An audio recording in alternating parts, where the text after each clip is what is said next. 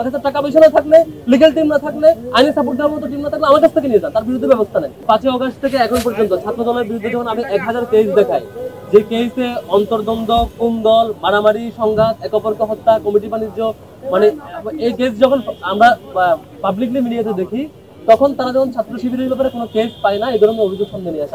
আমরা তখন বলেছিলাম স্পষ্টত, আপনি এতদিন অভিযোগ দেন নাই কেন? আমাদের বারবার বলেছি অভিযোগ থাকলে অভিযোগ দেন। আবিদ ভাইয়ের কাছে যদি লিগ্যাল টিম না থাকে আমার কাছ থেকে নিয়ে যান, আজকে মামলা করেন। যার ব্যাপারে অভিযোগ দিচ্ছেন তার ব্যাপারে এখন গিয়ে মামলা করেন। আপনার কাছে টাকা পয়সা না থাকলে, লিগ্যাল টিম না থাকলে, আইনি সাপোর্ট দেওয়ার মতো টিম না থাকলে আমার কাছ থেকে নিয়ে যান, তার বিরুদ্ধে ব্যবস্থা নেন। এতদিন চুপ ছিলেন কেন?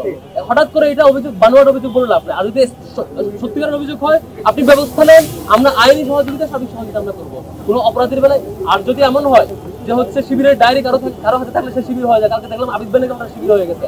আবিদ ভাই কোথায়? আমরা ছাত্র শিবিরের পক্ষ থেকে সবাইকে ডায়েরি গিফট করবো অন্যান্য সংগঠনকে, হয়তো ভাই RICL TMX, যুগের পর যুগ স্থাপনা থাকে মজবুত। এখন ওনারা অন্তর্দ্বন্দ্বে একে অপরকে মন খারাপ করবে, একে অপরকে শিবির বানাবে ট্যাগিং দিয়ে, নিজেদের দলের মধ্যে একে অপরকে খুনও করতে পারে। এই ট্যাগিং এর রাজনীতিতে ওনারা একটা অভিযোগ বানাবে, সেই অভিযোগ আমাদের বিশ্বাস করতে হবে। আর সেই অভিযোগ সত্য হয়ে থাকলে আপনি ব্যবস্থা নেন। হঠাৎ করে ডাক্তার আগ মুহূর্তে এসে বানোয়ার গল্প করে লাভ নাই। আর আপনি যদি ব্যবস্থা নেন, আমরা লিগ্যাল টিম আপনাদের সাপোর্ট দেবো। আর দ্বিতীয়ত হচ্ছে ডাকসু আসার পর থেকে, মানে ডাকসু ইলেকশন হওয়ার শুরু হওয়ার পর থেকে বানোয়ার গল্প সবাই বানানো শুরু করছে। আমরা স্পষ্ট ক্লিয়ারেন্স দিয়েছি, বলেছি ছাত্র শিবিরের ব্যাপারে যে কোনো কনসার্ন থাকলে বলো। আর যদি ছাত্র শিবির কোনো এককালে স্কুলে ছাত্র শিবির ছাত্র শিবিরের সাথে একবেলা চা খাইছে, নাস্তা করছে, এই জন্য তার সকল ধরনের কার্যক্রমে দায়িত্ব নিতে হবে।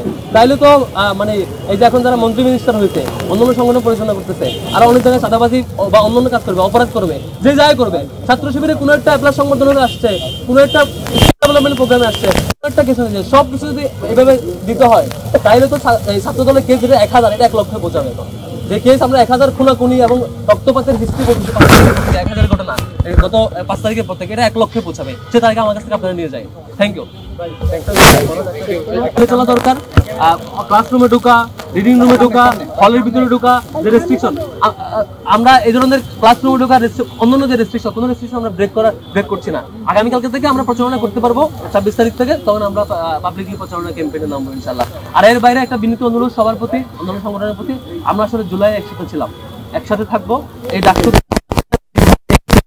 না, ছাত্রদল